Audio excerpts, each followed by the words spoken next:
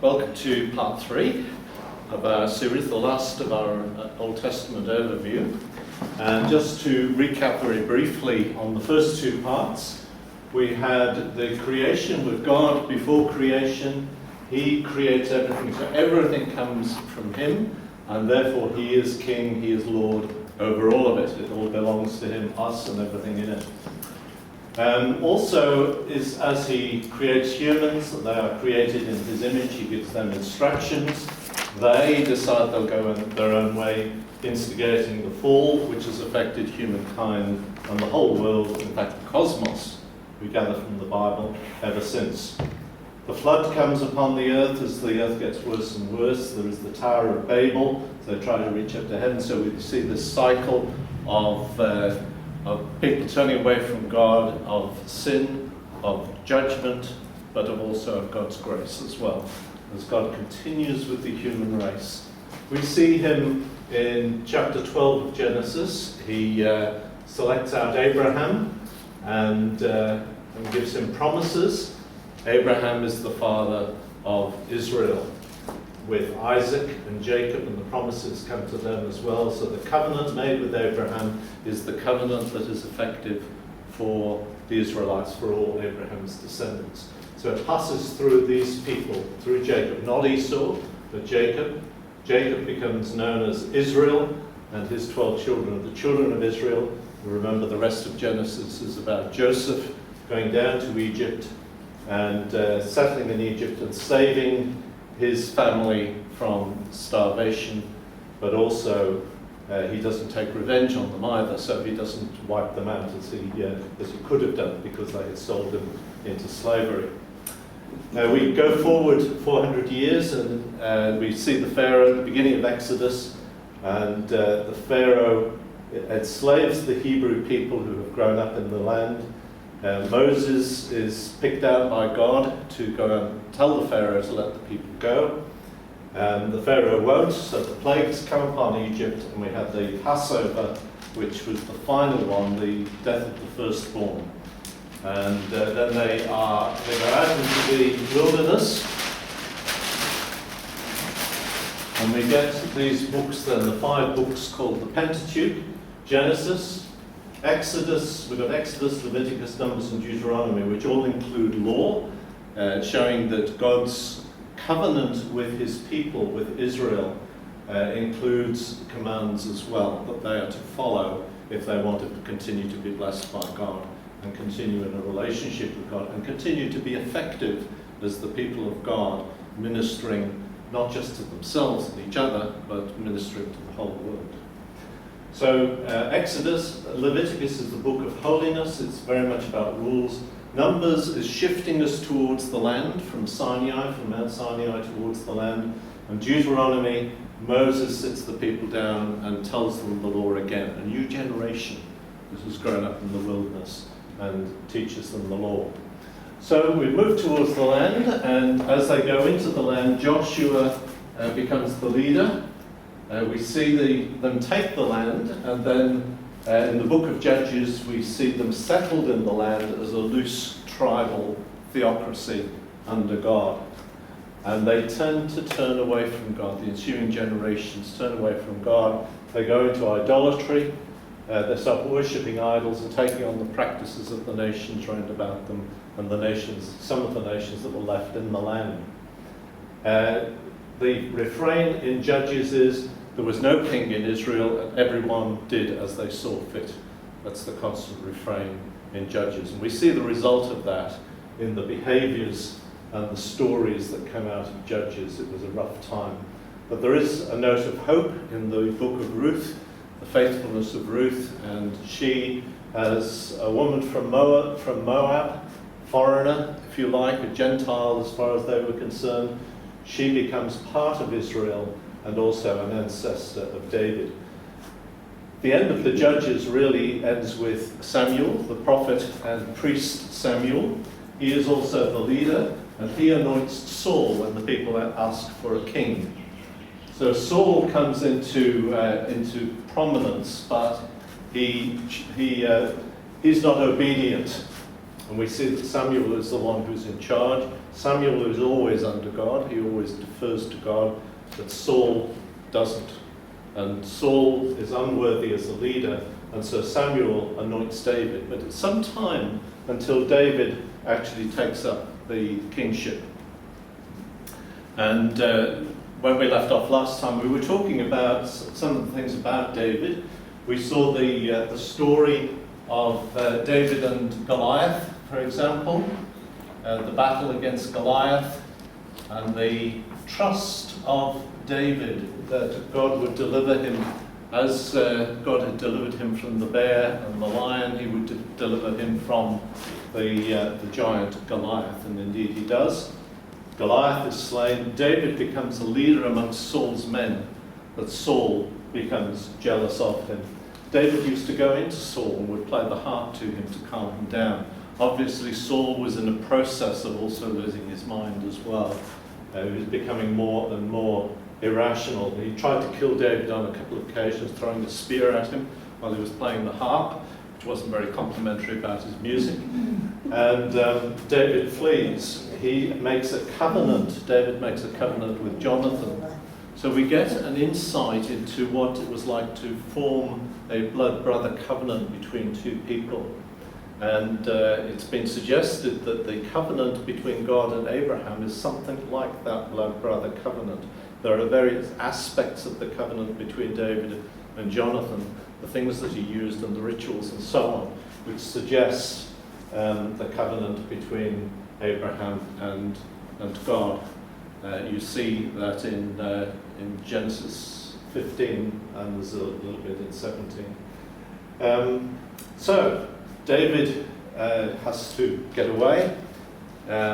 He leads a band of outlaws, and he goes from place to place. A lot of the time he's just escaping Saul. So he's in hiding a lot of the time. One time he even hides amongst the Philistines, the enemies, pretends to be men, so that they will think he's changed sides. But in actual fact, so there's a lot of sort of it's like a spy story almost. You know, he's infiltrated the enemy. He's pretending to be on their side, but in actual fact, he's not really. He's not committed. But of course, he's got enemies outside too. If he goes back into Israel, he's in trouble with Saul. So there's a couple of occasions that David could have killed Saul. When he was right next to him, on a couple of occasions, he could have taken his life. But David, this is the faithfulness of David. David trusts God and recognizes that Saul is still God's anointed. He's still the person that God has put in place, and it's God's prerogative to remove him. It's probably a good lesson for us somewhere in there, in all of that, that God is the one who rules, not David. David is not going to try and force God's hand over this. And so David doesn't take Saul's life, but Saul knows that David has spared his life too in the whole process. You read the stories. And Saul withdraws, but David, of course, doesn't trust Saul. And it's when they finally battle, Saul and Jonathan battle against the Philistines.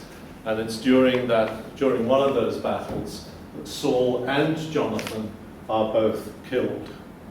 And the land is left without a leader. Now remember that the land is divided up into tribes. So you've got the tribe of Judah, which is where David comes from. He's from Bethlehem down here. So you've got the tribe of Judah, which is down here. But you've got other tribes which are sort of in this area around here. A lot of them were sort of sided with Saul, recognized Saul as leader. He was able to bring armies together from there. David comes on the scene. Now David has to try and unite the two sides, so to speak, the two areas, Judah and the north. And it's not an immediate thing, so David doesn't immediately step into Saul's shoes. There's a bit of argy-bargy going on between some of the descendants of Saul as well. So as this is going on, David still is biding his time, but David is very much the diplomat as well, and he mourns the loss of Jonathan, but he also mourns the loss of Saul, even though Saul tried to kill him. And the people see that he mourns the loss of Saul. So he's on side with them, with the people, because he is dealing, he deals with respect towards Saul, towards their hero, if you like. And so eventually the peoples get together, the armies up here and the armies down here under David. They get together and they agree that David is worthy to be king over all of them. So it's almost as if God has already anointed him, but the people also affirm the anointing, so to speak. So David becomes king. And at that time, Israel then stretches all the way up here, all the way towards the Euphrates. There's huge tracts of land that become part of Israel. It's all around here. And it goes all the way down here and down towards Egypt as well. So at that time, Israel is actually the superpower of today. It's more powerful than anywhere else. David is not perfect in his lifetime, far from it. He wouldn't get a place in the diocese. He commits adultery with Bathsheba, and I'm not suggesting the diocese is wrong, by the way, in that. I'm just saying that it's remarkable the people that David still uses. David commits adultery with Bathsheba. She becomes pregnant. He realizes he's going to be found out. He sends Bathsheba's husband into the front line of battle and makes sure that he gets killed in battle as the other troops withdraw from Uriah. So Uriah the Hittite is killed in battle. David takes Bathsheba as his wife, but the Bible says that God saw what David did and was not happy at all. And he sends Nathan to tell a story about a sheep, and of a man who only had one sheep, and this other man who is rich and has many sheep comes and takes the man's one sheep in order to have food. And David said, "Who is this man? He deserves to die." And Nathan says, "You're the man. You're the one who's done it." And David realizes what he's done, but also that he is found out, that God knows what he's doing. So David does not get away scot-free. It's not as if his sin is overlooked. And he suffers from then on in all sorts of ways, including his own family turning against him and having to run from his own family. There's all sorts of things that ensue that come from the sin of David, that God deals with it. He doesn't let people get away with that sort of thing. Nevertheless, having said that, David always put God, apart from in those sorts of circumstances, he would normally have put God first in everything that he did. If he went out to war, he would ask God, is this the right thing to do? Should I go now? Should I do this? He would consult God in the process of all these things. And very often he would recognize his own shortcomings as well, and you see that in there. The great thing about these accounts in the Old Testament is they don't whitewash the people involved. Particularly in 1st and 2nd Samuel, and as we get into Kings in a moment, we'll see that it paints these people warts and all.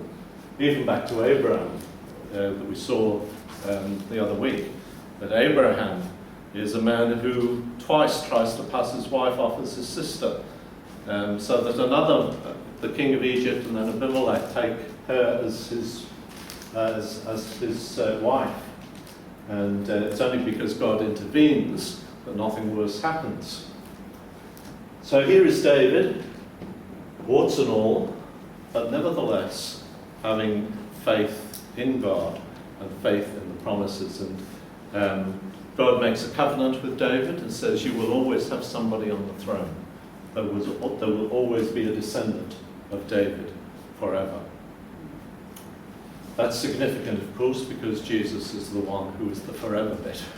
He is the one who will become the descendant of David And of course, the Star of David is still, as I said, on the Jewish flag. That David is seen as the great king of Israel's history. That was when the nation was at its greatest. David has a son, Solomon, born to Bathsheba. And Solomon inherits all this land and all this power, and there is peace. And it's as if the kingdom has finally, it's almost as if the kingdom has finally arrived. There is peace across the region. They are in a position of tremendous wealth. And Solomon is able to build and to develop the country and to make treaties with people. And there are things being imported and exported, and you get all these, these passages that talk about the glory of Israel at the time. It's as if the kingdom has arrived. God's people in God's place in the land, with the temple being built by Solomon. Solomon builds the temple. It's magnificent. And the opening of it is magnificent. And the glory of God comes down in the temple at the time that it's opened. And Solomon prays about the effect of the temple and of God's people. And as he prays, it says the glory of God comes down, and they couldn't even get into the temple because the glory of God was so great. Must have been a magnificent day. Must have been amazing. And then Solomon is also endowed with wisdom. God says to Solomon, as a young man, he says, "What can I give to you? What can I do for you?" And I always remember this from being a kid and learning of these stories. It really impressed me that Solomon asked for wisdom to lead this great nation that God had given him to look after. And God was very pleased, it says, with what Solomon had asked, and said, because you haven't asked for great wealth and all of those sorts of things, I'm going to give you that as well. But he does give him wisdom, and it says that Solomon was one of the wisest people around. And you've got this story of the Queen of Sheba coming to Jerusalem. It's just like a little cameo appearance. And the Queen of Sheba comes, and she visits and sees all the glory, and she says, half of it had not been told, she says. It's more wonderful than I had ever imagined.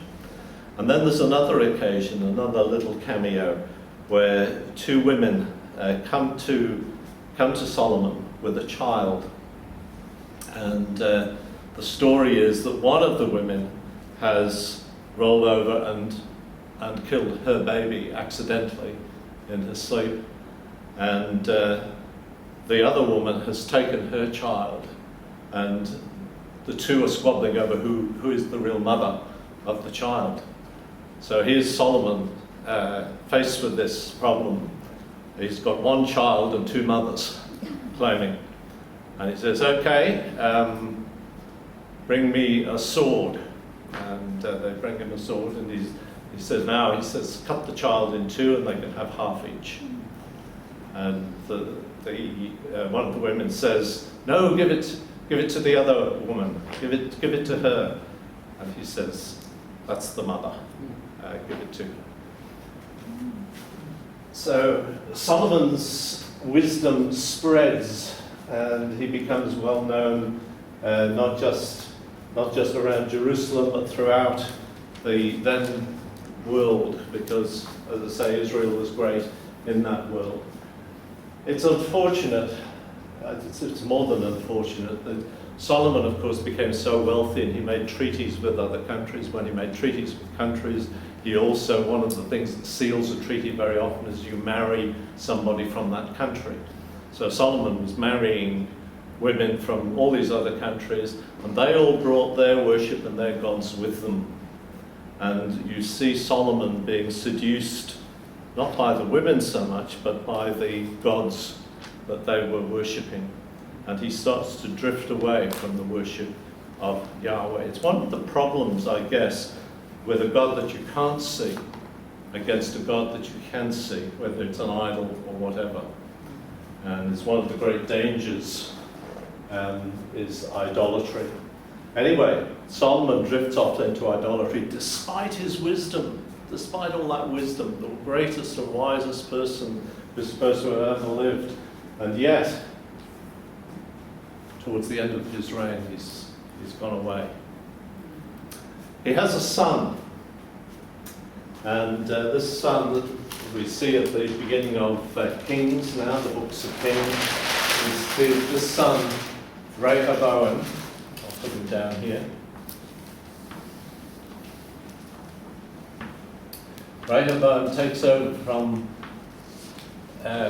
Solomon, and people from the north, notably Jeroboam,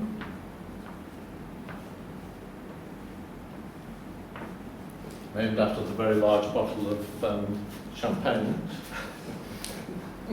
Well, it might be the other way around.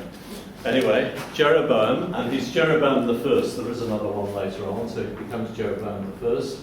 Jeroboam is not king at the time. He's just a representative of the people to the north. And he comes to Rehoboam, and he says to him, look, your father has made things very difficult with all these building programs. We're like slaves, and we're working like slaves. Make things easier, and you will win over the people of the north. They will follow you and be loyal to you. It says that Rehoboam doesn't listen to the advice of the older people. So if you're feeling older today, you can feel very smug about this. He doesn't listen to the advice of the older people who say, yes, do make it easier on the north. They will be faithful to you. Instead, he listens to the young people. And some of the young men are saying, no, make it worse for them. Take no notice. Make it even, double up, double down. And so Rehoboam says, no way, Jeroboam, suck it up. And so Jeroboam says, very well, and he goes back. Jeroboam, incidentally, has also met with the prophet, and the prophet has told him, has torn his garment and given him 10 parts. 2 go here, 10 go up here. So 10 tribes break away from the south, and there's war between the two. So in the land of Israel, incidentally, during the time of Solomon, he was selling off land too. So the kingdom was starting to break up. And you finish up with Judah down here. And what becomes known as Israel up here. Now, one of the complications is that, of course, when you're reading this stuff, Israel once referred to all the tribes, but now, during the period of the kings, Israel is the northern kingdom. So it's what later became Galilee and Samaria. So Israel is the northern kingdom, and Judah is the southern kingdom. And Judah is ruled then by the capital there is Jerusalem, where the temple is, and Judah is ruled by the descendants of David. And Israel is ruled by the descendants of Jeroboam, who becomes the king. And what Jeroboam also does is to set up golden calves up in the north. He says, I can't have the Israelites going back down to Jerusalem to worship. We'll lose them if they do that. It's like saying we'll send some of our Anglican people off to another church around here. We might never get them back. We never know. Anyway, that's the idea. So he sets up these calves. I don't know whether that looks like a calf. And Jeroboam basically says, and here are your gods. Now you don't have to go down to Jerusalem. You can worship up here in these places. And they set up what they call high places. So there are mountains that they set up on. They put poles, Asherah poles and things like that. And they start worshipping not just the golden calves, but all the other gods of the peoples of the land.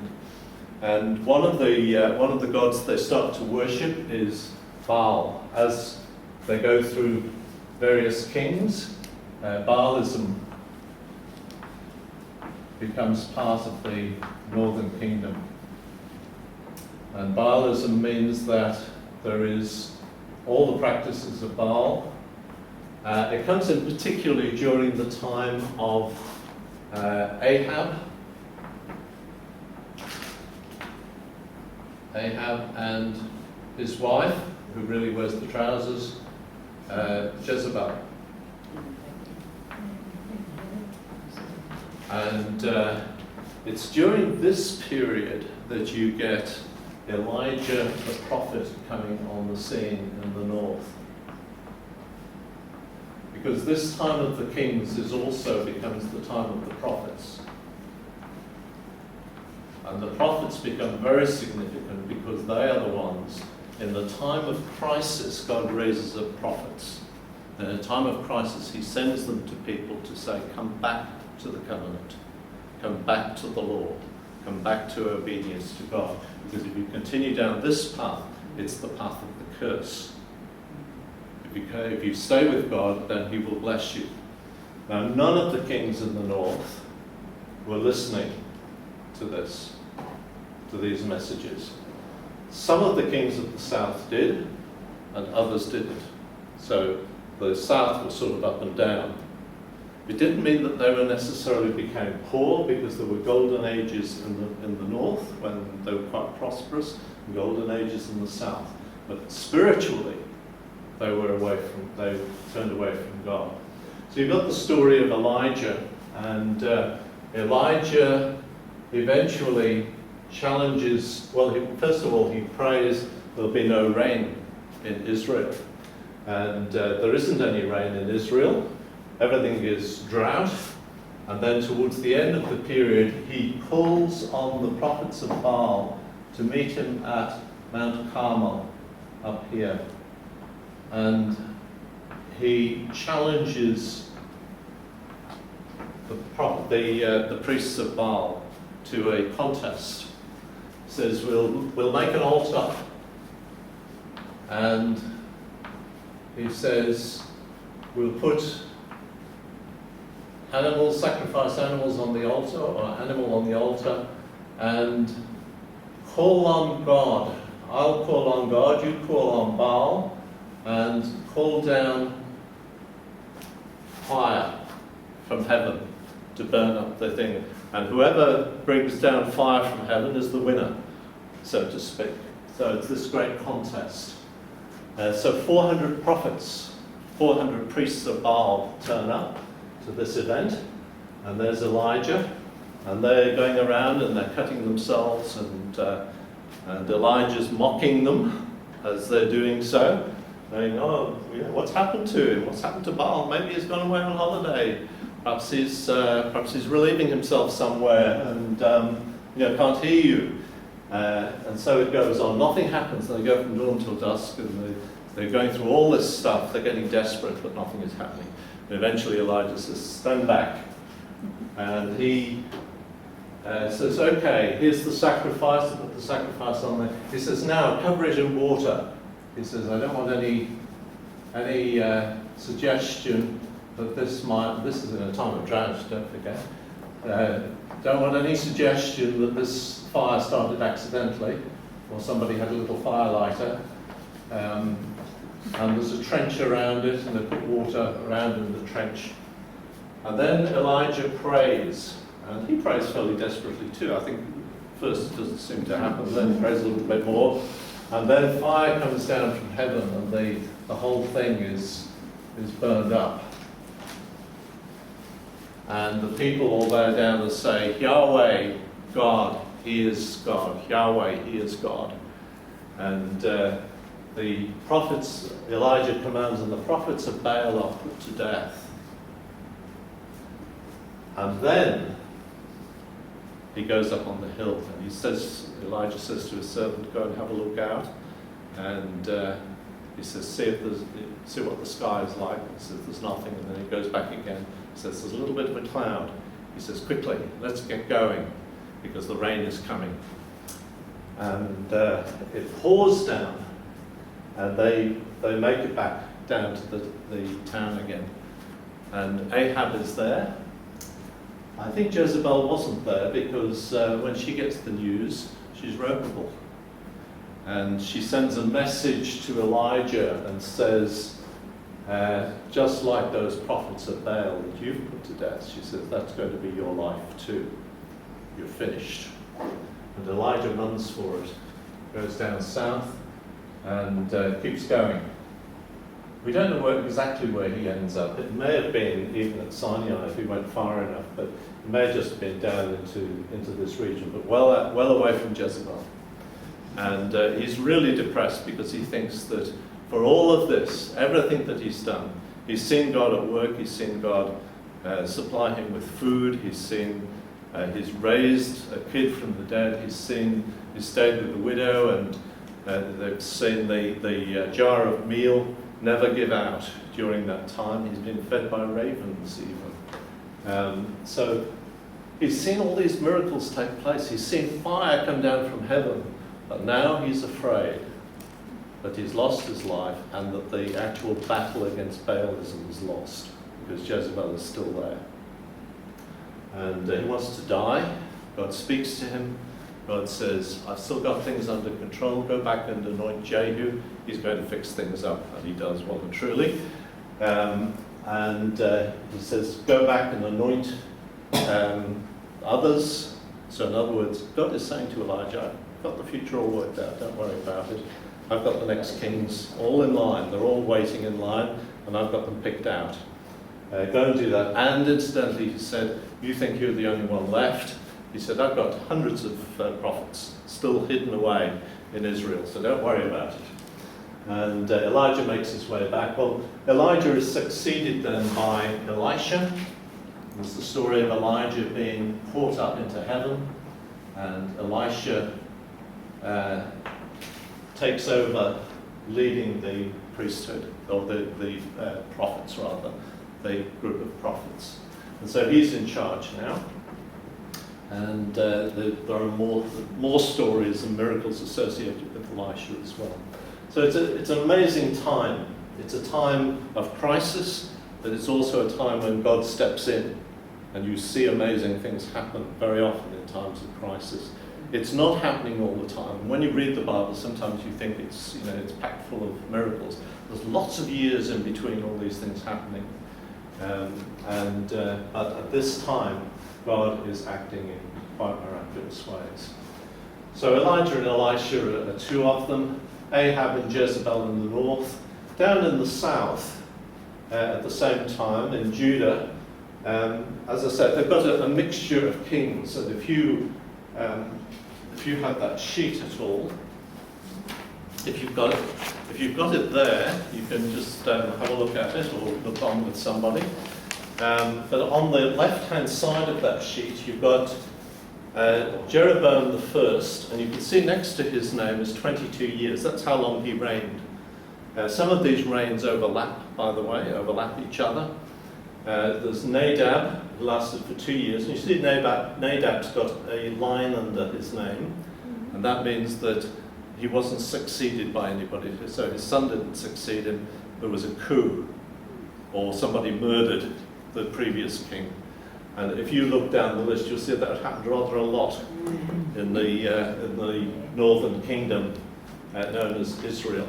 Sometimes that kingdom is known as Ephraim. Sometimes it's referred to as Jacob. Sometimes Jacob means all of Israel. So you've just got to take the context to take what the meaning is. But during this period, normally Israel is the northern kingdom. Anyway, got Elah, you can see there's a line under his name, Zimri. Then you've got Omri. I think it's Omri who brings in Baalism, and then Ahab follows on with marries Jezebel. Then you've got the golden period. That's in gold writing. Ahaziah, Jehoram, Jehu, Jehoahaz, Jehoash, and Jeroboam the second. And then things go into decline in those grey areas. You can see that Zechariah only lasts 6 months. That's not the prophet, by the way. Shalom only lasts 1 month. Menahem, 10 years. Pekahiah, 2 years. Pekah, 20 years. And Hoshea, 9 years. So that's the northern kingdom. And there are prophets who are talking to the northern kingdom. Amos and Hosea are two of them. Amos is trying to shake them out of their complacency. So Amos is full of the judgment of God is coming. He's a prophet of doom. Hosea, on the other hand, closer to the time when they could see the writing on the wall, Hosea brings a message not only of what the doom that's to come, but also of the love of God for his people as well. And the book of Hosea talks very much about God being like a husband who's had an unfaithful wife, Israel, but who still loves his people. So you've got those prophets speaking into the northern kingdom. Northern kingdom was taking no notice, and to the north, right up this way, there is an enemy now which is coming to the fore, and it's Assyria. And the Assyrians were noted for their psychological warfare. They would treat people in all sorts of cruel ways. If they caught them, they would come in and won't tell you all the things they did, but when they conquered people, when they captured people, you didn't want to fall into their hands. You'd be better off killing yourself before you got caught by them. Because the things that they did was in order to strike fear into the next people they were fought against. So their reputation went before them as being cruel and terrible people. And the Assyrians eventually come down and take over Israel. They don't get as far as Judah, although they do affect Judah. They're trying to get into Judah as well, into Jerusalem, particularly during the time of Hezekiah. And so you see that God is protecting his people because there are still godly kings on the throne in the south, in Jerusalem. And you can see some of those on the list on the right-hand side, the Davidic kings. They all are descended from David, except for Athaliah, who's in brackets halfway down. And after each name, you've got E or G. And E means evil, and G means good. And good means that they follow God's commands. So you've got a time of civil war at the beginning. The civil war, of course, is between the northern kingdom and the southern kingdom. Jeroboam, Abijah, and Asa. You've got Jehoshaphat, who was a pretty good king. He was okay. 25 years he was on the throne. Then you've got Jehoram, Ahaziah, and Athaliah. Athaliah was a particularly nasty piece of work. She almost wiped out the whole of David's family, the whole of the descendants of David. And it's no wonder she's descended from Jezebel and Ahab. She's their daughter. And she has infiltrated into the south, married into the south, and taken over. So you've got Baalism coming in at that time in the southern kingdom.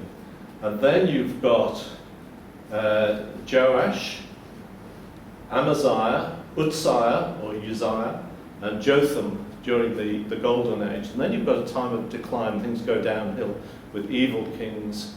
You've got Josiah comes on the scene, and there's reform that takes place over a period of 31 years, but it's not enough. What happens then is Josiah says, or gives command to go in and clean up the temple, get the temples sorted out. You know, it's like when in church, when you go into the cupboards and you see all the stuff that's accumulated over 20 years, you have a really good clean out the whole lot. Well, that's what they did in the temple. And as they were looking through the temple, they found, hey presto, they found the book of the law, probably Deuteronomy. And they started to look through it and they said, oh, we're not doing any of this. They had got so far away from it during the previous kings that they knew nothing of the law of God. They had got so far away from it all. And they bring it to the king, and the king looks down the list and he says, we've got to do something about this. And when you read about Josiah, read about the reforms that he carried out. And when you see the things that he actually did, you get a picture, you get a snapshot of what life was like the sorts of things they were doing during that particular time. And so we come to the time when later on, when it wasn't Assyria that was in control then, it was Babylon. Babylon's further out this way, but I'll write it down the side here. Babylon becomes the world ruler. And a couple of hundred years after Assyria had taken Israel away into captivity and really resettled the land, they resettled with their own people, so it became a sort of mixture of people. There were some Israelites still there, but a lot of them were Assyrians as well, so there was a real mixture of people living in this land. And down in the south, as I say, it lasted for another couple of hundred years because they did have a certain number of good kings who followed God. Babylon eventually, though, comes in. They still went from bad to worse. Josiah's reforms weren't enough. And Babylon, once again, the prophets are speaking to the southern kingdom as well. Other prophets are speaking to the southern kingdom. And you'll see on that list there are people like Isaiah and Micah and Jeremiah and Zephaniah are speaking to the southern kingdom. We'll talk about some of those prophets a little later on. So Babylon comes in, and Babylon takes over the land of Judah. And at first it just makes it a puppet kingdom. So it puts the Babylonians put their own king in place, or put their choice of king in place. And they take the best of the people, the cream of the people who were the best educated and so on, and they take them back to Babylon to serve them, or to serve in their particular, in their kingdom. And amongst those are Daniel, who we'll talk about in a moment, and others go in the first exile. The kings that are left behind, if they had simply towed the line and done what Babylon had told them to do, they'd have been okay, but they didn't. They rebel against Babylon. And you don't rebel against Babylon. Babylon's just a bit too powerful. And they come in and they simply crush the kings. They take the kings into exile, and they destroy the temple. The temple is, that beautiful temple of Solomon is razed to the ground. We don't know what happened to the Ark of the Covenant. Some think it's been squirreled away down to Ethiopia. Certainly I remember back in 2005 we had an audience with the Abuna, the head of the Ethiopian church, and he said that he knew where the Ark of the Covenant was. It was in, he wouldn't tell us, but we looked it up on the internet anyway. We found it was at Lalibela, as you do. We found it was at Lalibela, which is a little town where lots of churches have been cut into the rock. And there's one particular one that the person who's in charge of that church is also supposed to be the keeper of the Ark of the Covenant. It's paraded around the town, but it's covered up.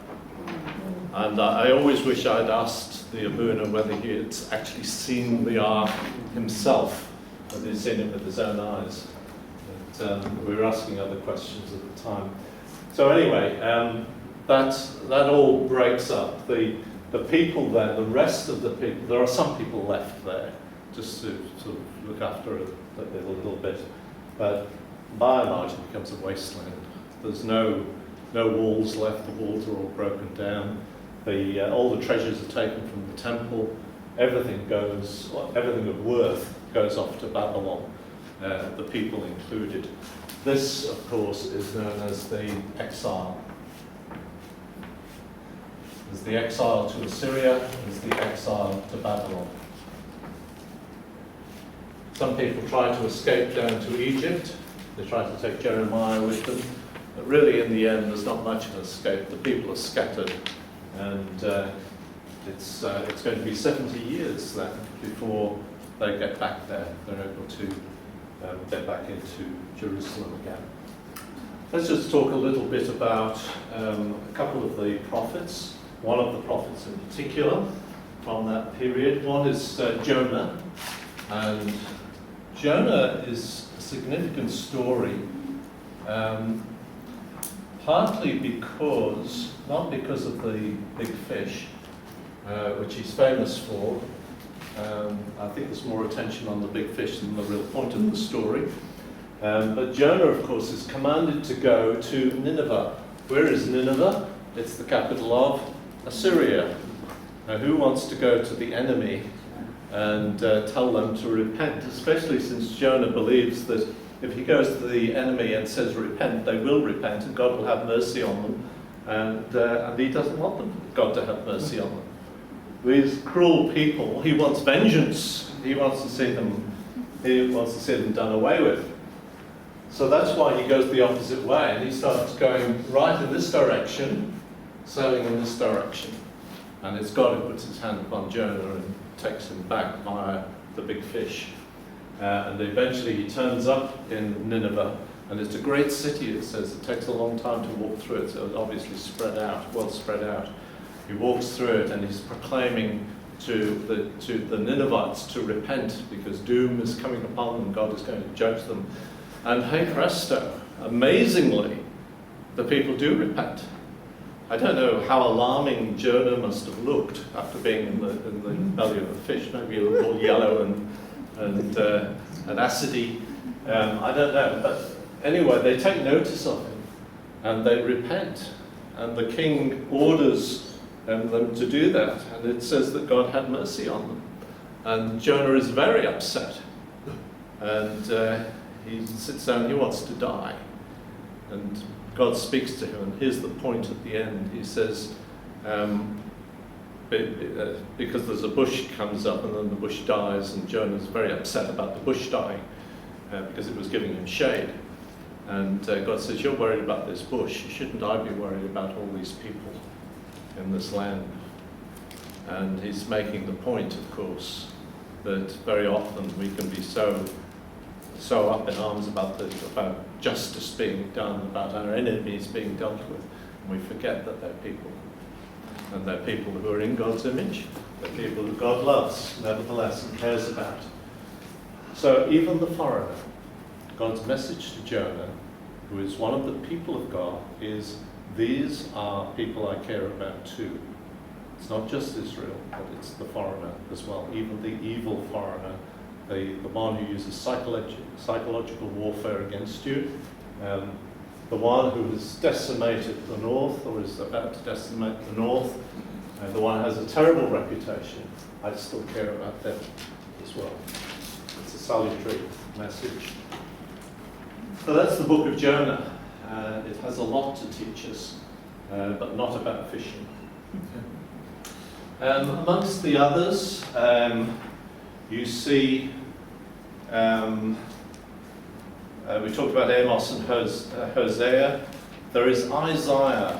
Now Isaiah speaks towards the end of the Judah's kings.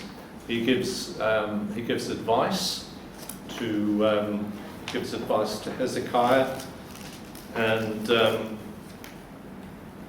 Isaiah speaks to that time, but it also seems, when you look at the book of Isaiah, it's covering a huge period of time. It seems to actually cover before the exile and during the exile, and it seems to be looking to what's going to happen after the exile as well. So people think that there are two authors, and some will say there are three. There's second Isaiah, and maybe even third Isaiah. In other words, the idea is that maybe some of it was written by part of Isaiah's prophetic school, and they sort of continued but it still goes under the name of Isaiah. Whichever way you look at it, you can see the inspiration in the writing anyway. Whether Isaiah was just simply speaking prophetically the whole way along, right through the book. There seems to be a division at about chapter 40, and in chapter 40 there are verses that say, "Comfort, comfort my people," and it's as if God is saying, "Okay, you've suffered enough now in exile." Before that, it's talking very much about the judgment that's going to come, that Babylon is going to invade. After 40, there's about now you're going to return. There's still a future to look forward to. Isaiah talks a lot about God doing a new thing. So he talks about things being formless. He uses the word that's used at creation, tohu. Things are chaotic and formless. But God is going to do a new thing, rather like he did when he brought people out of Egypt. And God is saying, but don't look back to that time now. Don't be looking back to the good times back then. I'm going to do something good now. I'm going to do something new and something good now. And so you see a lot of Isaiah is couched in the terms of a new creation, a new beginning, a fresh start. And God was going to bless people, bring them back to their land once again. So there's all of that. There's a great deal of putting down the idea of idols as well. He says, a fellow comes along and he gets a block of wood, half of it he cuts off and throws it in the fire to warm himself on, and the other part he makes an idol out of it and sets it up and bows down to it. And it's this, he just points out how ridiculous idolatry is, that these things are worthless and hopeless and they can do nothing for you, and yet that's what idolatry is. That's what it's about. It's following things that can't do anything for you, can't help you in any way. So Isaiah is very much about that, but the end of Isaiah seems to be looking forward to another golden age, a time when the lion and the lamb will lie down together, and it seems as if it's a picture not just of the kingdom of God on earth, but it seems as if it's like a picture of the kingdom of God in heaven, and it seems to be looking forward to that time as well. So Isaiah covers a huge amount, and there happen to be 66 chapters, which is the same number of books in the Bible, as it happens. I think that's coincidence. But it certainly covers a great deal. Another thing about Isaiah, just quickly, is that in Isaiah you see, and during the exile, you see the rise of two things. One is the synagogue. Because you've lost the temple, you've got to continue teaching people, teaching the next generation, even in captivity. And so synagogues start up, where people can hear the Old Testament being read, and the people can be educated by the rabbis in the synagogues. So the synagogue starts during the idea of the synagogue starts during the exile. And also the idea of the Messiah, that there will be a Messiah, like David, who will come and will reconstitute the kingdom, that Israel will be great again, and somebody will come on the scene to do that. So they had very much this idea that Jerusalem would then become the center once again, that everybody would flock to Jerusalem like they did in the days of Solomon, and that Jerusalem would be the center of the spiritual world, and everything would be good again. So all of this these sorts of ideas are starting to come through Isaiah and other places as well. But in Isaiah you've got these sections which are called servant songs. And it talks about the servant. And the most famous part, of course, is Isaiah 52:53. Who has believed our report?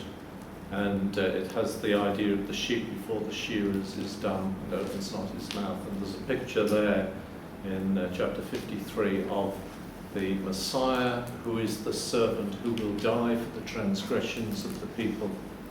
You've got a very clear picture. As you read that, you've got a very clear picture of Jesus Christ and of Jesus dying for the sins of the transgressions of the world. I don't know what Jewish people do with that. I don't know what the rabbis do with that section. Maybe they're still waiting for somebody else. But Jesus certainly fitted the bill right down to the nth degree. So that's Isaiah. As I say, there's a tremendous amount in Isaiah. It's got tremendous breadth and well worth reading very carefully. There's a lot that is about judgment as well, judgment on the nations and things like that. But there's also great hope and great scope in it all.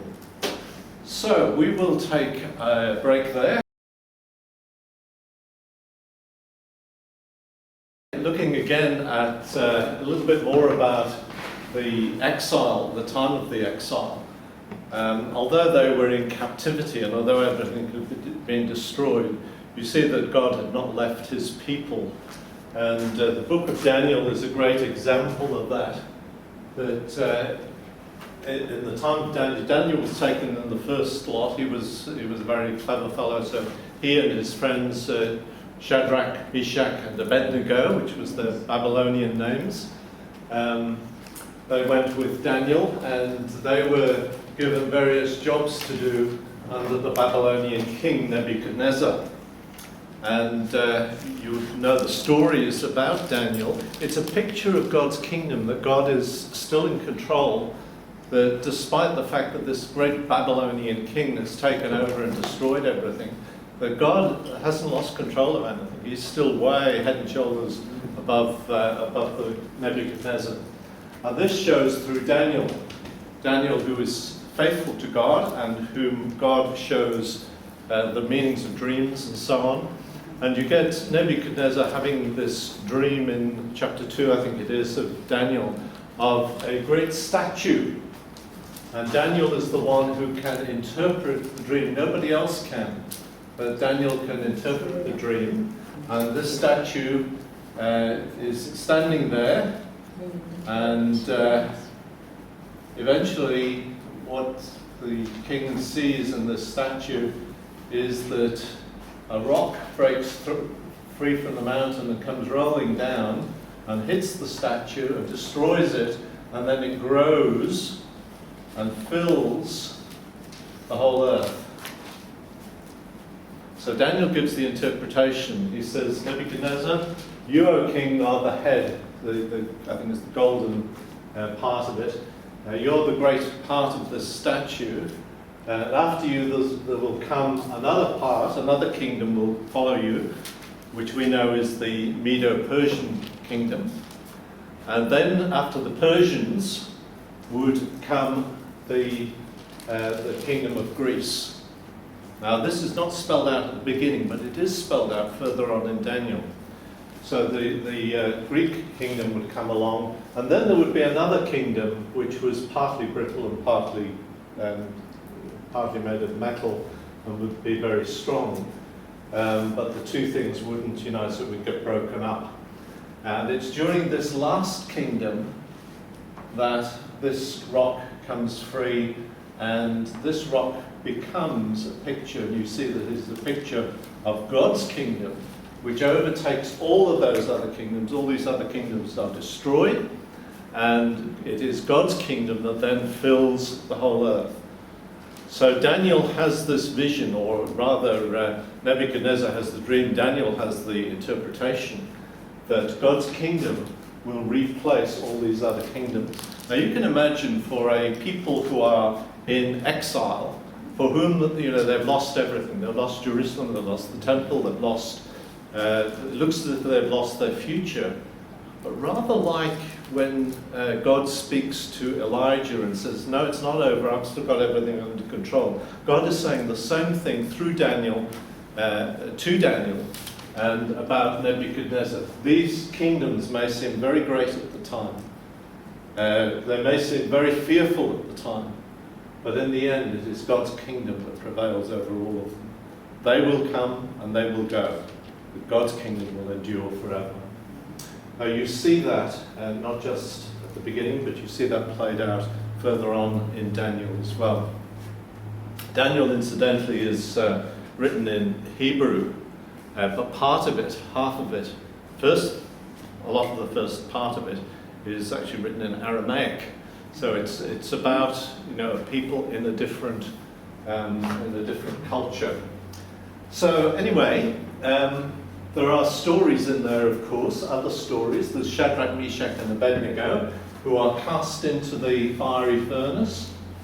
Once again, you get the impression that the king's orders are going to be obeyed, and that the king is in control. But as he casts them into the furnace, the people who throw them in get burned up because the furnace is so hot, and they're so angry about it all.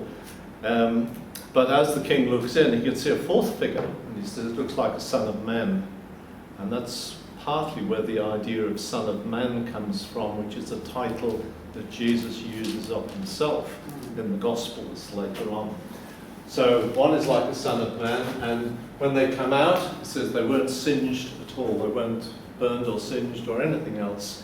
And it almost, when you read it, it almost sounds as if it's a mocking thing. It goes through all the instruments that were playing and so on. And after all these instruments are played, then you bow down to the king, because these people won't, because they worship God. They won't bow down to the foreign king.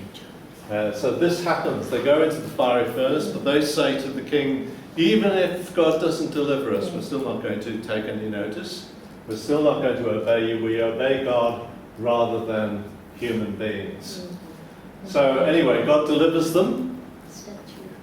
God delivers them. They come out of the furnace, and the story is, of course, that God is greater than the greatest power available on earth in that area at the time. You've got the story of Daniel thrown into the lion's den, and the king comes, and the king is really upset because he's been fooled into putting Daniel in there in the first place. You can read the story. And the king comes and the next morning and says, Daniel, are you still alive? Are you still alive? And Daniel says, yeah, they're okay. God shut the mouth of the lions. No problems here. So Daniel is delivered from the lions. You see Nebuchadnezzar. There's a word for the psychological condition, but he starts to behave like an animal, and he goes around eating grass. In other words, he's the greatest king, and God makes him go crazy, go mad. And time and time again, story after story, these court stories in Daniel are showing that God is greater than the greatest power on earth at the time. So, well, greatest power that ever lived, that's ever come on the earth, of course, but particularly during this time of exile, when they might be feeling very discouraged, God's still in control. You've got later on, you've got some really interesting parts later on in Daniel, where where obviously Daniel has been praying about what's going to be the history of Israel, what's going to happen to the people, and an angel comes. You've got this little tidbit about, I'm sorry I was delayed. I was fighting one of the other heavenly beings who was connected with some other kingdom. And you think, what's going on there? And you want to ask all sorts of questions which there are no answers to. So there's little insights like that. There's things going on in the spiritual world that seem to be connected to the physical world. But the main thing is that Daniel is given visions of the future, and he's shown very clearly that Israel has a future, and that there will be, the kingdom of God will come. And if you do the maths, it works out from a time when an edict is given, that is an edict to return from what will become Persia, back to the promised land, back to Jerusalem. From the time of that edict to the time of the kingdom is roughly the time, or can be calculated roughly to the time when Jesus comes. So you've even got this prophecy back in Daniel, that God's kingdom is going to be established not only in heaven but on earth, and it will be consummated in heaven. So Daniel is, as I say, it's all about the kingdom of God, and that God is in control of the events in that place. So it's a really interesting book, is Daniel. It takes a bit of reading, a bit of understanding, but it explicitly mentions these particular nations. And for that reason, some people have said that it must have been written much later, because you can't believe that it could have been prophesied in such detail. But there's no reason why it should. There's no reason why Daniel should have been written later. There's no particular evidence that points to that conclusively. During this period also is the story of Esther, which is another nice little story. And in a way, it also is saying the same thing, that God is in control of events. Because here is Esther under the Persian king, and she becomes the queen. We'll go into the whole story. But it's this lovely little melodrama. And I always imagine this story of Esther being played out on the stage. And when Esther comes out, everybody cheers. And when her uncle Mordecai comes on, they all cheer. And when Haman, the wicked Haman, comes on, they all go woo and boo.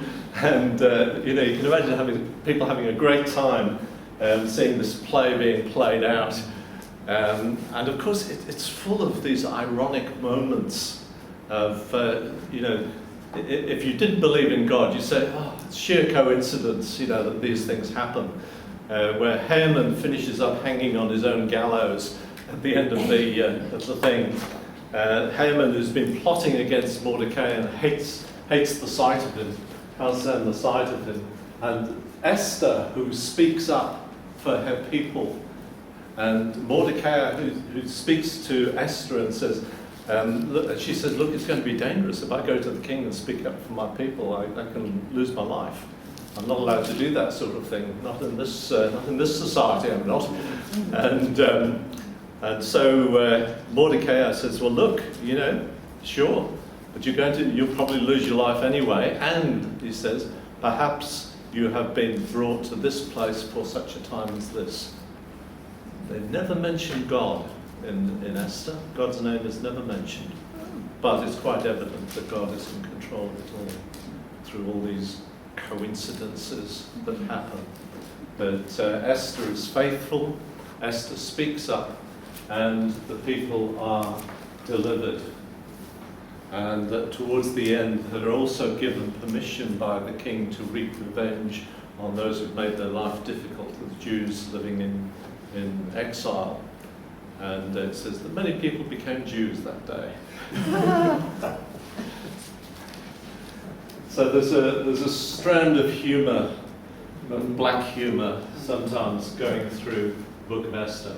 But these books, these short stories, they're there to show that God has not abandoned his people, even in exile.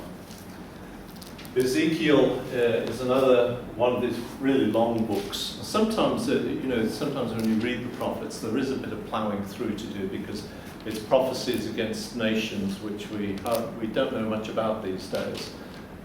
Some of them are that you will recognise some of the names, like Edom, for example, or Moab, and they had been traditionally enemies of Israel in the past. And they exulted over the fact that Israel had gone into captivity. They weren't at all sad about that. And so the prophets say, well, God is going to judge you for your attitude. But Ezekiel, when he's in captivity, he's in Babylon, he has these visions. And one of the visions in particular is the vision of a restored temple. And the temple, the dimensions of the temple are given in great detail. Now that temple was never built. It's almost as if it's an ideal sort of temple. It was never built. The temple was rebuilt. There were temples that were rebuilt. There were two of them, but not that particular design of Ezekiel. And it's as if Ezekiel goes from place to place in his visions, and he sees the final fall of Jerusalem in one of his visions, and he also sees God's judgment on other nations as well. But the bit about the temple is one of the remarkable things. Also, there's some remarkable things that sound like a spaceship, but that's another matter of things with wheels, the glory of God, and it sounds for all the world like some sort of spacecraft thing, which you can imagine people have made much of. I'm sure it isn't a spacecraft, it's just his representation of what he saw in all of this. I might just mention too that at this particular point, that the first and second kings which were leading up to the exile, I should just mention But these are the story of the kings down to the exile. First and Second Chronicles covers a similar period, but when you look at First and Second Kings, it's got to do with the northern kingdom and the southern kingdom. It's got both of them. So one chapter will talk about the northern kingdom, then it'll switch to the southern kingdom, while so-and-so was king in the north, so-and-so was king in the south, and you've got the interactions between the kingdoms. First and Second Chronicles are very much about the southern kingdom, and it's a bit of a sanitized thing, and it seems that First and Second Chronicles came much later. In fact, in the Hebrew Bible, it's right at the end of the Bible. It's the last of the Hebrew books of the Old Testament. That's First and Second Chronicles. And I think that's been written to encourage the Jews who were returning to see that to see their ancestry, to see the ancestry of Judah. So it's very much to do with Judah, with David, and it's a sort of cleaned up sort of thing too. And I think it was there as a means of encouragement to the returnees. So that's First and Second Chronicles. But it covers the time of the kings. All right, we had Ezekiel. Towards the end of there are other prophets as well, but we won't go into all of those. Some are called the major prophets. They're called major prophets because they're long books, and others are minor prophets. Well, before we get to here, let's just talk about Jeremiah, because Jeremiah was in the southern kingdom. He had a really hard time of it. I don't think he wanted to become a prophet in the first place, and then he complains a lot during the time that he was sort of forced into it, that God sort of forced him into doing what he didn't want to do, and gave him a message which was most unpalatable. And he was basically, a lot of the time Jeremiah was saying, look, give in, don't try to resist the Babylonians. If you do, you're going to get wiped out. It's not worth it, just give in, and God's brought this judgment on you. Just give in to the judgment, and you'll find some mercy in that. And of course, they saw him as a traitor. He's undermining the morale of the people. So they put him down in a pit at one stage. He nearly dies. He's hated by everybody. Nobody loves him. Everybody hates him. And Jeremiah has so he's called the weeping prophet, and he's supposed to be the author of Lamentation. So when they finally do go into captivity and finish up in Babylon, you have this picture of we're sitting by the rivers of Babylon, and they're in tears and they're weeping, and it's they have lost everything, and it's a pitiful story. It's a pitiful picture in Lamentations. But that's the Lamentations of Jeremiah. But Jeremiah is the one who suffers for what he does, for his ministry that God has given to him to speak the word to people. When we get now to Ezra and Nehemiah, we're getting towards the end of the exile. It was 70 years, the exile, which just happens to be about the time of the Iron Curtain too, just by coincidence. But 70 years in exile, and towards the end of it, quite remarkably, the Persian king gives permission to Nehemiah. You've got Nehemiah coming before the king. I think he was cupbearer to the king, and he's looking upset. And the king says, "What is it, Nehemiah? What's the problem?" And says Nehemiah quickly makes a prayer to God and says, "Look, I hear about what conditions are like back in the land where I came from, that Jerusalem, the walls are broken down, and the temple and so on, there's nothing left." And he's feeling miserable about it. And the king remarkably gives him permission to take people back to Jerusalem to rebuild the walls, which is almost unheard of. That a foreign king who had conquered that land would allow them to rebuild walls. But Nehemiah is able to get people together. They go back and they start a building program. They get opposition from others to the north. You see, there are people in the north still, and people who have returned to the north. So they have opposition from the north. They won't have a bar of any help from the north, so they take umbrage about that. and there's difficulty. They have difficulty building the wall because some of them are building and some of them are there with weapons at the side ready in case people from the north come against them. And the north tries to send off to the Persian king and say, look, you know, this isn't going to work for you, these people are going to rebel again, and so on. You can imagine what went on. So, but eventually they get the walls rebuilt, and Ezra is on the scene. He's like the teacher. So he gathers the people together and has others teaching people about the law again. So all the things they may have lost during the exilic time, the time of the exile, over those 70 years, and for a new generation returning to the land, they're being taught the law again about their past and so on. So all this is being re-established, it's a rebuilding, it's a restarting, and you've got this all taking place during the time of Ezra and Nehemiah. You've got to go through to the end of the Old Testament, and the last book in our Bible, of course, in the Old Testament, our Bible, of course, is Malachi, and you've got Haggai. You've got the prophets saying, "Look, you're returning to the land, you're rebuilding, but what you're doing is you're rebuilding your own houses. You've got these beautiful panelled houses, and the temple isn't being rebuilt. You're forgetting about the thing that's most important in your midst." And so there's an encouragement not just to look to themselves and to try to settle comfortably, but to think about who is in charge, that God is in charge, and they want to come back to God once again if they want to be blessed in the future. So Malachi is talking about that. Malachi talks about one who is to come, who is going to be the forerunner of the Messiah. He seems to be referring to John the Baptist. And you've got Malachi also saying, part of the thing that was happening, of course, when they were settling there, they weren't giving either.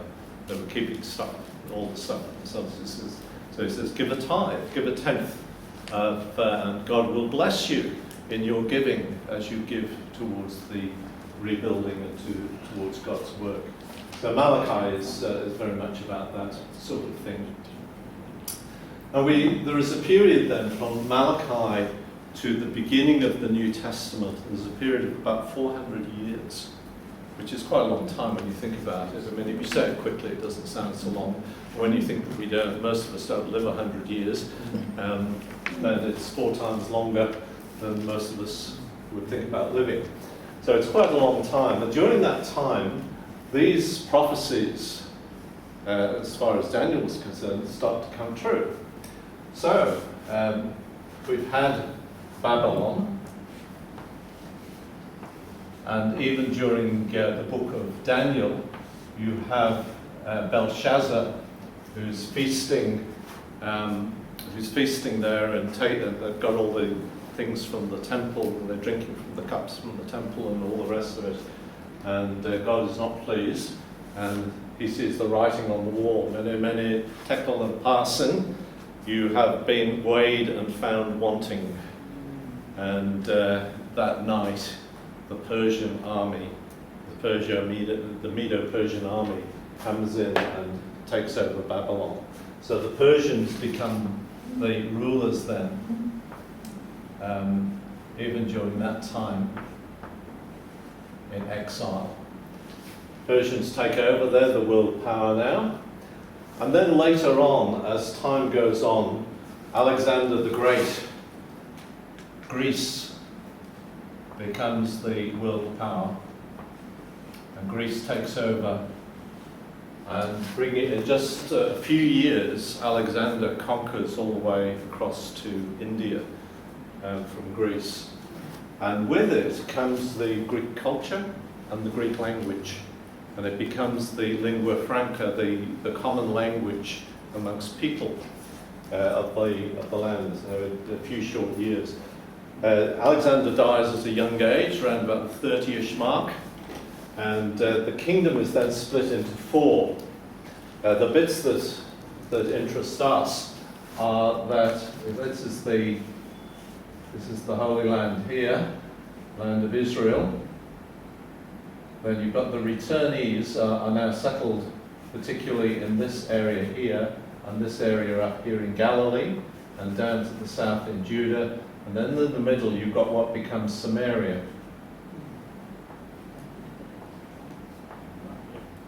So you've got Jews living up here and Jews living down here. And this area, because of the Greek influence coming through, is particularly a Greek-speaking area. And so they would call it Galilee of the Gentiles. It had that reputation, Galilee of the Gentiles. Now the south, in the south, they've come through, the Greeks have come through. The south stayed a little bit more sort of Hebrewish, Jewish, but nevertheless there were Greek speakers down there. There was Greek influence, and the Jews didn't like the Greek influence, so there was stuff about that too. But the thing that interests us as the Greek Empire split up is that you've got Syria, which is over here, Damascus being the capital, Syria over here, and you've got Egypt down here. Now they're two of the powers over a long period, hundreds of years, that are vying for power. So they're coming through this way, Syria's coming down this way, and poor old Israel is the meat and the sandwich. So at one stage, eventually Syria takes over. Syria becomes the dominant power.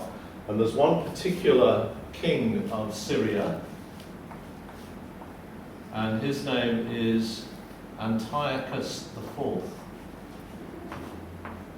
He's also known as Epiphanes.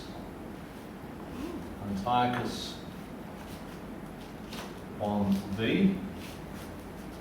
Antiochus IV Epiphanes. Now he's significant because what he does is he comes down from Syria, he invades Jerusalem, and he sets up some sort of idol in the temple.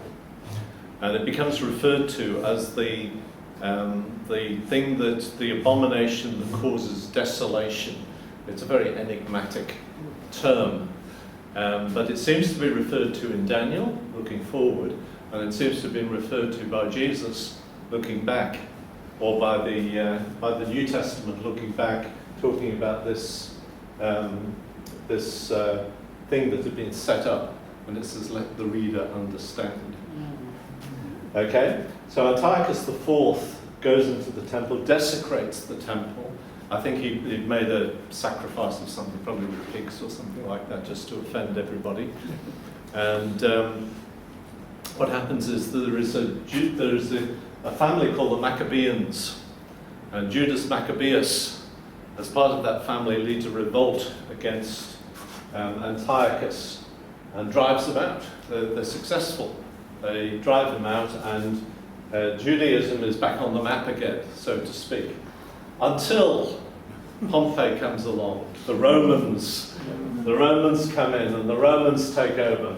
And under Pompey, the General Pompey, all of the area, in fact, everywhere that they can see from where they are, becomes part of the Roman Empire. So Rome dominates. Maybe I'll do it as something that actually writes. Rome becomes the dominant power. The Greek language still persists, and that's one of the things. That's one of the things that aids the spread of the gospel, is that there was a common language which was Greek. But the Romans brought peace of a sort to the whole world, and it meant you could travel all over the place. You could travel across borders, and you didn't have to worry because it was all owned by Rome. Rome was in control. Rome were the great policemen of the day, and they pretty much kept the peace. So there was good things about it, even though the Jews didn't like having the Romans in there, and dreamt of the day when they would be free of Rome, and once again Israel would be great again, and we get rid of the Romans. So they were looking. A lot of people, a lot of Jews would be looking for the kingdom to come on earth. They weren't looking for a spiritual kingdom. They weren't looking for a Messiah who would be a spiritual person. They were looking for more like a warlord who would release them from the Romans, from the Roman rule. But that was the situation, of course, when Jesus comes on the scene in the time of Augustus as the emperor, and Jesus is born in Bethlehem, the city of David. And so we go into the New Testament, which is for, I don't know how many months down the line, after Dennis has done his talks on church history. So that's where we are. But what about this? There are some books in the Bible that don't fit into this pattern of the salvation history, which is what this really is. This is God's dealings to bring Jesus onto the scene and eventually to bring salvation to the world. The blessings promised to Abraham would become the blessings of all the nations through Jesus Christ. And this was the vehicle. All of this has been leading up to this point. But these wisdom books stand outside of that, and they've probably been written during the time of the Great Kingdom, of the time of Solomon in particular. The start of Solomon's kingdom, when everything was at peace, when there was the great riches, everybody was rich, and it's a time when, in a time of peace, when you can collect poetry and you can collect wisdom and you can collect writings from all over the place, and they come together during that time.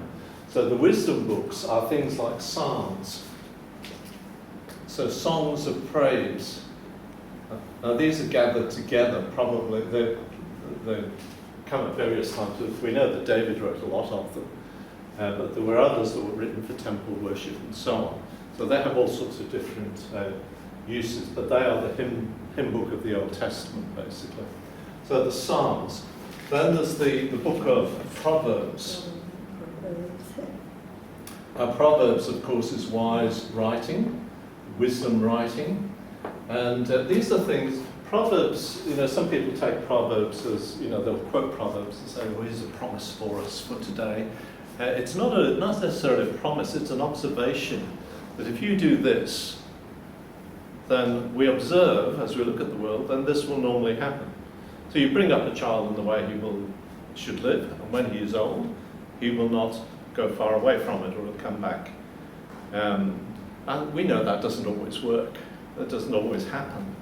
And maybe particularly in our day and age.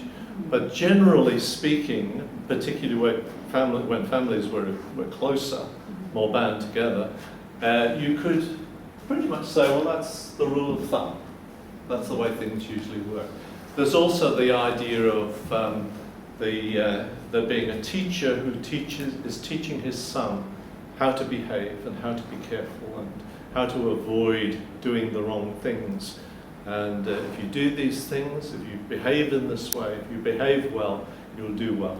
There's the bit in Proverbs chapter 3 which talks about commit your ways to the Lord and he will direct your paths, which is a great piece of advice for anybody, that you commit your ways to God and he will direct the way you should go. He will guide you through life. But there are all sorts of other proverbs too. Some of them are quite funny when you read them. Quite funny observations, but they're just saying, oh look, this is what usually happens. So Proverbs is good. They sort of seem a little disconnected sometimes, but they're worth thinking about. Proverbs, Ecclesiastes. Now here is a book of wisdom which talks about, you would think it was written by Solomon, and it's supposed to be by the teacher. If not by Solomon, it's the sort of thing that he could have written, because he had everything and he did all sorts of things and he could have tried all the pleasures of life. And basically Ecclesiastes said, I've tried everything, tried all the things, and they all come to nothing.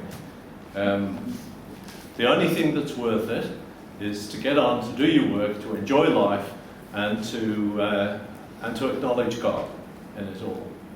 In other words, it's the acknowledgement of God, I think, that comes into it, but it's a picture of what life is like. If you leave God out of the picture, it becomes meaningless, meaningless, meaningless, empty, vanity, vanity. Everything is vanity, nothing new under the sun. We think we're making progress, and then we realise it's all been done before. We build up a great kingdom, we build up great riches, and then we die and pass it on to somebody else. It's really bright stuff, really depressing stuff. But it's a picture of life, I think, without God, and in that sense, it's very instructive. So Psalms, Proverbs, Ecclesiastes, Song of Songs, it's a love story. And what more can you say? It's the beauty of love. And in that sense, it has its own beauty about it. Song of Songs. Psalms, Proverbs, Ecclesiastes, Song of Solomon. And we also have one that comes before Psalms, which I've left till last, but is actually the book of Job. Now Job, I'm really glad that Job is in the Bible, the story of Job. Job is a man who is exemplary. You couldn't get a better person than Job. He does everything right. He even prays and makes sacrifices for his children just in case they might have done something wrong yesterday. And he makes sacrifice for them. So he's exemplary. He's the perfect person, almost. And Job, we doesn't know, but there's a conversation that goes on. We're sort of privy to this conversation between Satan and God. And God says to Satan, "Where have you been?" He says, "I've been going through the earth." And God says, "Have you seen my servant Job, how faithful he is, how good he is?" And Satan says to God, "Oh, he's only good because you've blessed him. And he has all these good things." He said, "If you take some of those things away, he'll soon start cursing you." And God said, "All right, I'll permit you to do that." Satan takes away Job's health. Some of his children die. Everything collapses. His whole life falls apart. And he's sitting there in ashes. And his friends come along and say to Job, "Well, you've really done it now, haven't you? You must have disobeyed God. You must have done something wrong. If you repent, God will restore you again." And Job's saying, "I haven't done anything wrong. I did nothing wrong. It wasn't me." And they don't believe him, so they're giving him advice, and that's why they're called Job's comforters. In other words, they bring no comfort whatsoever. They're trying to instruct him. Now, under normal circumstances, they might have been right. He might have done something wrong, and it might have just brought it on himself. But not in this case. We know that Job was exemplary, and we know that there's something that goes on in heaven sometimes, or in the spiritual realm, that we can't explain, that we don't know about. And so Job pleads to God. He's pleading and saying, "Let me have my day in court. Come and tell me what I've done wrong. Let me, come and speak to me. At least, be in touch with me." And eventually, of course, God does speak to Job. And God says to him, "Job, are you so great that you know everything? Where were you when when the world was created? Where were you?" And he goes through all the animals and the wonders of the world and all the rest of it. "What do you know about these things?" And Job realizes he doesn't know a thing. That he, compared to God and the knowledge of God, that Job doesn't know much at all. And Job repents. He repents of questioning God. God does restore the good fortune of Job. The thing about Job, of course, is that he never does turn his back on God. Yes, he pleads to God. He remonstrates with God. He protests his innocence. But in the end, he never turns away from God, even though his wife tries to tell him to do so. He says, "No, even though he kills me, yet I will be faithful." And so Job is faithful right through all of that. God restores to him his fortune at the end. But the story, I think, is one, well, there are a number of lessons I think we learn from the book of Job.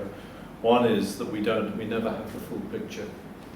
And there are people who suffer for all sorts of reasons, and we can jump to conclusions about why that might be. And it may be nothing to do with them. There may be no reason that we can know in this life of why people go through certain things and certain things happen to them. The thing is that it is a call in the end to trust God that He has the big jigsaw puzzle, and we only have one little piece of it, or maybe a couple of pieces. And we can invent scenarios or explanations ourselves, but in the end, only God really knows what the truth is. And the other thing is, of course, is the faithfulness of Job. That when calamity comes upon us, we don't turn away from God. We can plead with God, we can remonstrate with God, we can rail against God, but we don't turn away. We stay in contact with God, because God knows how things are going to work out. And that's been the story of the Old Testament. That God is in control of the events. He's been in control all the way through.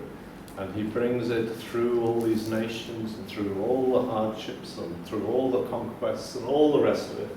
And He brings Jesus Christ into the world. And the world has never been the same since. It has changed irretrievably. Thank goodness. And that is the end of that.